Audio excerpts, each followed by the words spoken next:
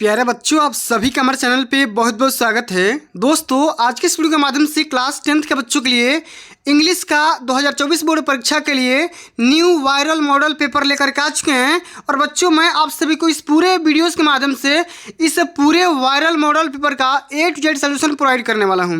उससे पहले मैं आप सभी को ये बताने वाला हूं कि अब की बार 2024 बोर्ड परीक्षा में आप सभी कौन कौन से पैटर्न फॉलो करने पड़ेंगे और कौन से टॉपिक, कौन कौन से वो क्वेश्चन हैं जो कि बोर्ड के पेपर में हमेशा रिपीट किए जाते हैं। ठीक है, इसलिए आप सभी से हम्बल रिक्वेस्ट है, इस पूरे वीडियो को शुरू से लेकर के एंड तक जरूर देखना। वीडियो को लाइक कर देना, शेयर कर देना, अगर चैनल पर नए हो तो सब्सक्राइब भी जरूर कर लेना। ठीक है, क्योंकि अब की बार 2024 बोर्ड परीक्षा के लिए खुद यूपी बोर्ड ने अपने ऑफिशियल वेबसाइट पर यह मॉडल पेपर जारी कर दिया है। आप भी इसे डाउनलोड कर सकते हैं। और आप सभी को पता है कि अब की बार 2024 बोर्ड परीक्षा का पेपर जो होगा बहुत जल्दी स्टार्ट होने वाला है। पेपर 22 फरवरी से स्टार्ट होने वाला है और जो आपका इंग्लिश का पेपर होने वाला है दोस्तों, वो 4 मार्च को पेपर होने वाला है। कब है? 4 मार्च को आपका इंग्लिश का पेपर है। ठीक है, और अब की बार हमारा टारगेट है कि बोर्ड के पेपर में अच्छे से अच्छे नंबर अचीव जरूर करेंगे। ठीक है, तो सबसे पहले यहाँ पे देख सकते हैं ये 2024 का लेटेस्ट मॉडल पेपर है। ठीक है, क्लास 10th के बच्चों के लिए। ठीक है, आपका पूरा नंबर मिलता है 70 के 70। यहाँ पे मैक्सिमम मार्क्स रहेगा, 70 में 70 स्कोर करना है। और इस पूरे पेपर को हल करने के लिए 3 आवर्स 15 मिनट मिलते हैं। ठीक है, यहाँ पे कुछ जनरल इंस्ट्रक्शंस भी दिए गए हैं जिनको सावधानी से पढ़ना है और पढ़ करके सारे स्टेप फॉलो करना है। ठीक है, सबसे पहले यहाँ पे निर्देश दिया गया है कि the first 15 minutes are related to the candidates for reading the question paper.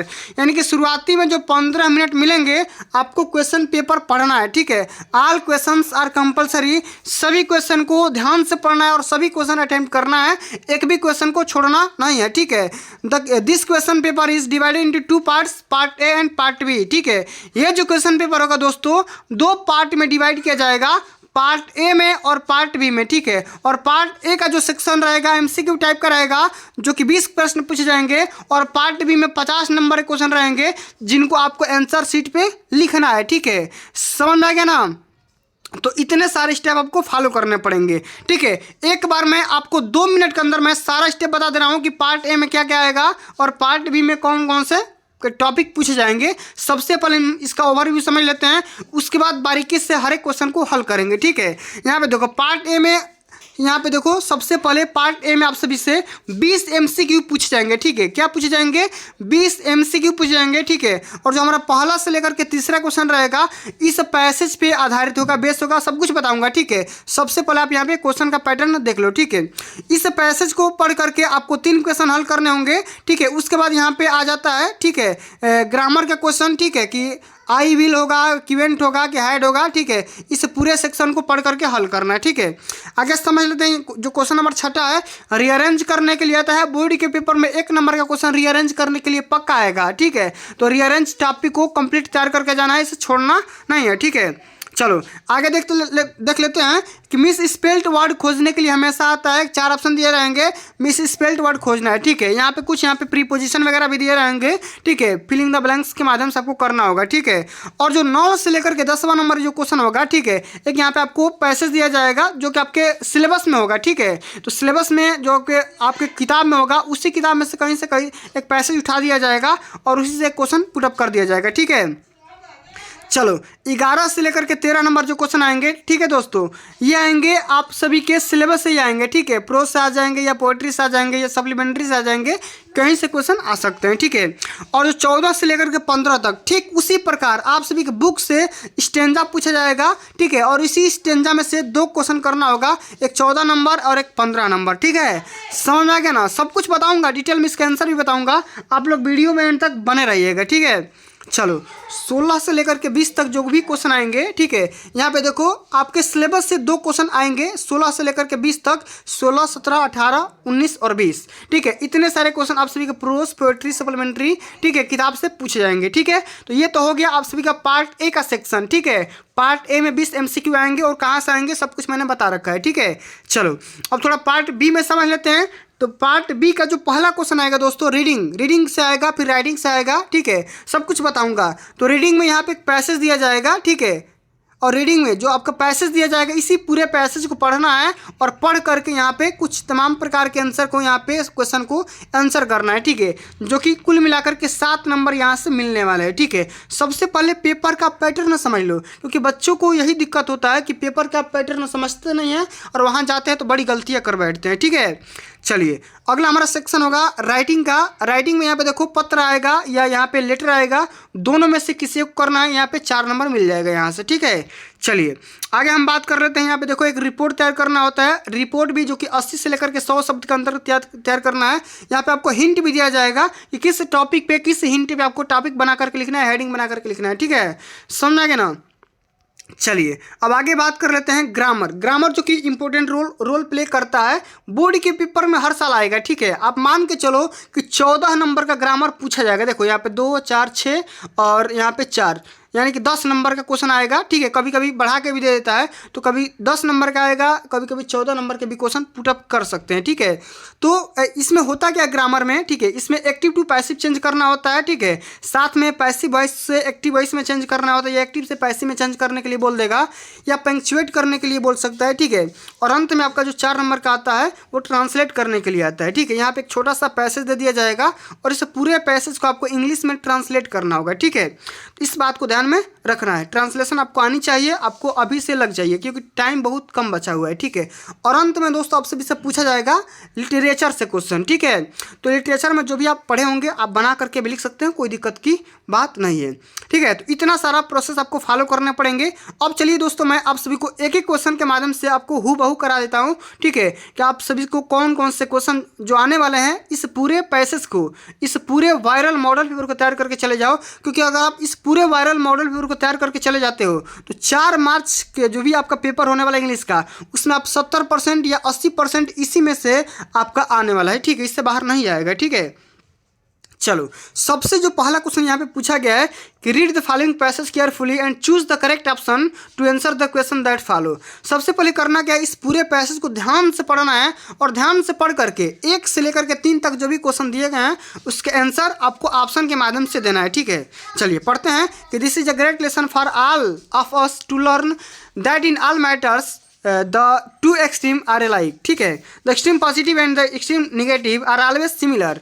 When the vibration of light are too slow we do not see them, nor we see them when they are too rapid, ठीक है। So with sound, इसी प्रकार sound के साथ भी ऐसा behaviour होता है कि when very low in pitch we do not hear it, when very high we do not hear it either, ठीक है।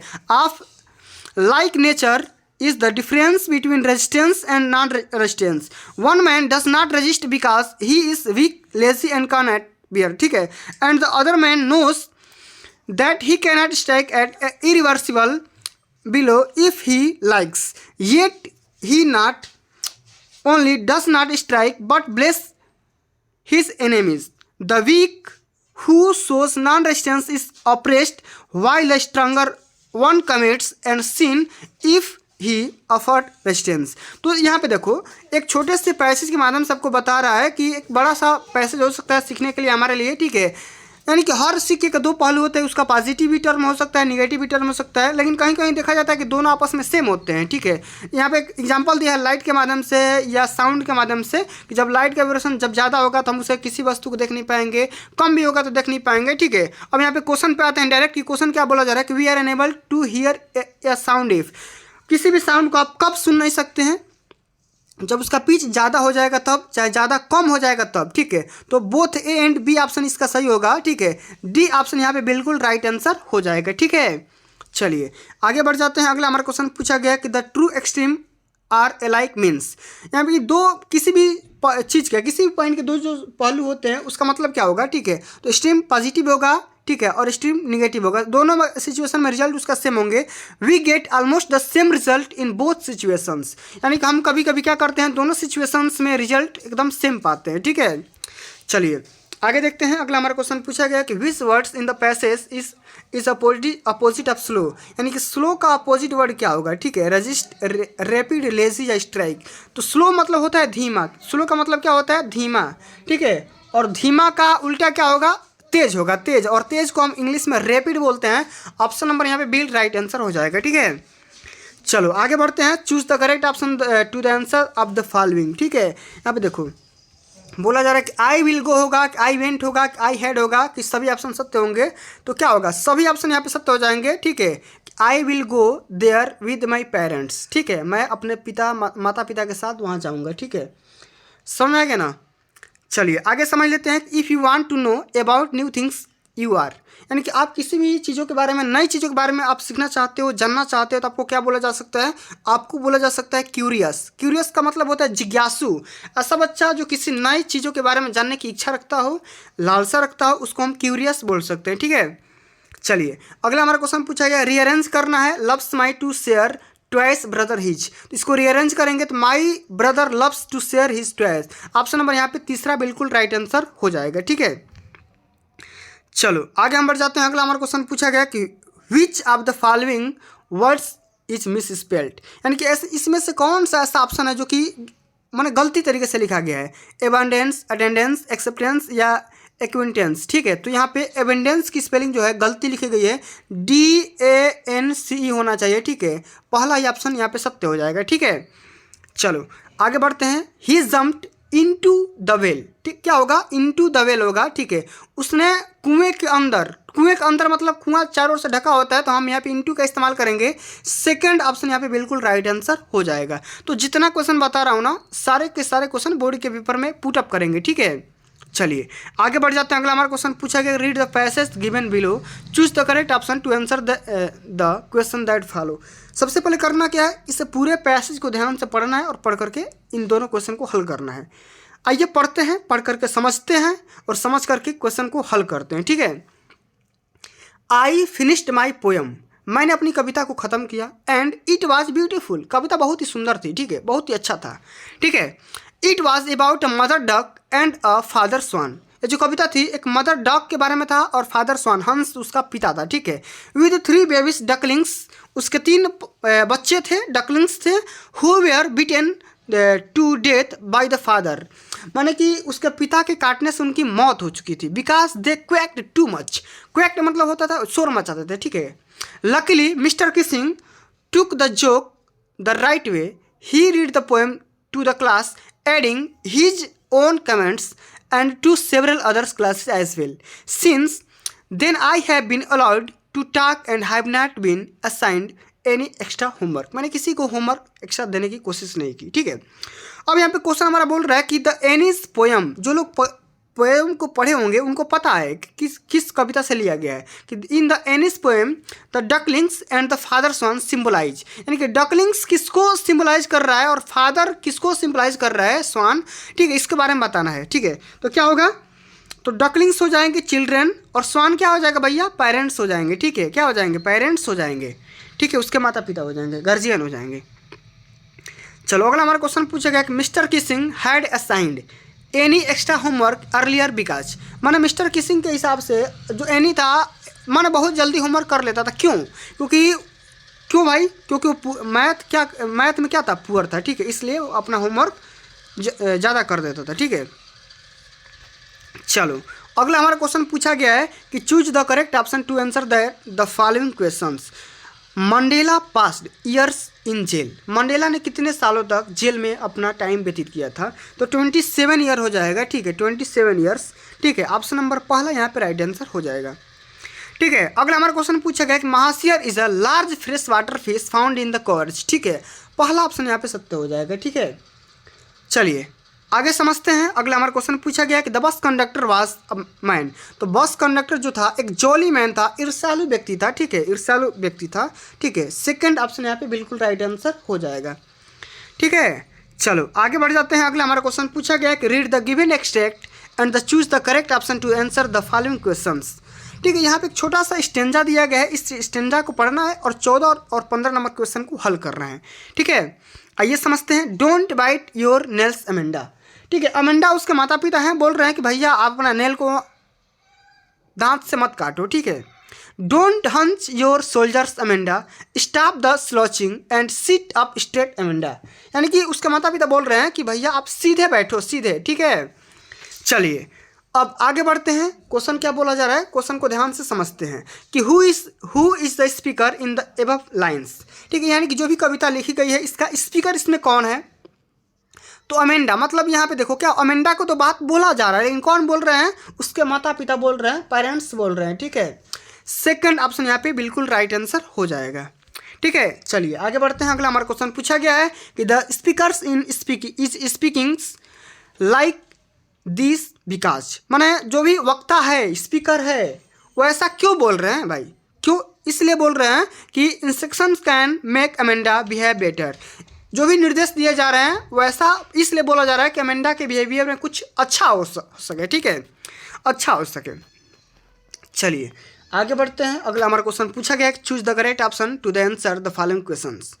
अब आप सभी के लिटरेचर के हिसाब से आपको क्वेश्चन पूछा जाएगा। ठीक है, it was a temptation to keep tricky on as a permanent guest because, तो इसका आंसर होगा mister Kissing sent a lot of establish that the doctor enjoyed. ठीक है, चौथा ऑप्शन यहाँ पे राइट आंसर हो जाएगा। ठीक है, चलिए आगे बढ़ते हैं। अनिल टाट हरि सिंह टू, अनिल ने हरि सिंह को क्या सिखा दिया, cook right and add members. ठीक है, यहाँ पे सेकंड ऑप्शन राइट आंसर होगा। खाना बनाना भी सिखा दिया, लिखना भी सिखा दिया और नंबर को जोड़ना भी सिखा दिए। ठीक है, चलिए आगे बढ़ते हैं। The book gifted to Albright by his mother's watch, तो जो बुक थी अल्ब्राइट को, ठीक है, उसके मम्मी के द्वारा किस किताब को गिफ्ट किया गया था, the travel of monarch x. ठीक है, चौथा ऑप्शन यहाँ पे राइट आंसर हो जाएगा, चौथा ऑप्शन सत्य होगा। ठीक है, चलिए आगे बढ़ते हैं। अगला हमारा क्वेश्चन पूछा गया कि which of the following combinations describe Matilda, Matilda के बारे में कौन सा ऑप्शन सत्य बोला जा रहा है। ठीक है, तो मटिल्डा क्या थी, फैशनेबल थी, एम्बिशंस थी एंड मिडिल क्लास थी, कि एम्बिशंस थी, मिडिल क्लास थी, या सस्टिफाइज थी। ठीक है, तो क्या हो जाएगा, वो मटिल्डा क्या थी भाई। ठीक है, यहाँ पे सेकंड ऑप्शन ही सत्य हो जाएगा, फैशनेबल थी, साथ में एम्बिशंस थी, ठीक है, और मिडिल क्लास की लड़की थी। ठीक है, चलिए आगे बात किया जा रहा है कि भोली वाज सेंट टू स्कूल, भोली को स्कूल भेजा गया, क्यों, क्योंकि उसके माता पिता चाहते थे कि उसकी जो बेटी है एजुकेटेड बने। ठीक है, अच्छी माने पढ़ी लिखी बने। His mother's wanted to get educated. ठीक है, माने एक सभ्य इंसान बने। ठीक है, समझ में आ गया ना। तो इतना सारा MCQ था, मैंने सब कुछ करवा दिया। और दोस्तों आज के लिए बस इतना ही। अगर आप चाहते हैं पार्ट B का भी सलूशन लेना तो आप मेरे चैनल पे कमेंट करिए। ठीक है, कमेंट करके बताइएगा। और आज का हमारा प्रयास कैसा रहा है इसका भी फीडबैक कमेंट के माध्यम से दे दीजिएगा।